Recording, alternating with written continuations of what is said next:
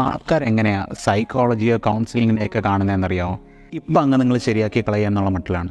യഥാർത്ഥത്തിൽ അങ്ങനല്ല. നമ്മൾ എത്ര നാൾ കൊണ്ടാണോ ഒരു മോശപ്പെട്ട സ്വഭാവമോ അല്ലെങ്കിൽ ഒരു വിഷമമോ കെട്ടിപ്പൂട്ടി വെച്ചിരുന്ന് വലുതാക്കി കൊണ്ടുവന്നത്, ഏകദേശം അത്രയും നാൾ തന്നെ എടുക്കും നമ്മളത് പൊളിച്ചു കളഞ്ഞ് വേറൊരു ബിഹേവിയർ വളർത്തിയെടുക്കാൻ.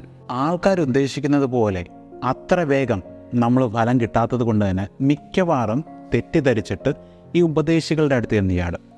കൗൺസിലിങ്ങിലും ഉപദേശിക്കലും രണ്ടാണ്. ഈ ഒരു വ്യത്യാസം മനസ്സിലാക്കാത്തിടത്തോളം കാലം ഉപദേശികൾക്ക് ചെന്ന് പെട്ടെന്ന് ഫലം കിട്ടുകയും വീണ്ടും അടുത്തൊരു പ്രശ്നം ഫേസ് ചെയ്യുമ്പോൾ അവരടുത്ത് തന്നെ ചെല്ലേണ്ടിയും വരും. കൗൺസിലിങ്ങിൽ യഥാർത്ഥത്തിൽ ചെയ്യുന്നത് എന്താണെന്ന് വെച്ചാൽ, ഒരു സിറ്റുവേഷൻ ഹാൻഡിൽ ചെയ്യാനായിട്ട് നിങ്ങളെ കേപ്പബിളാക്കിയെടുക്കുകയാണ്.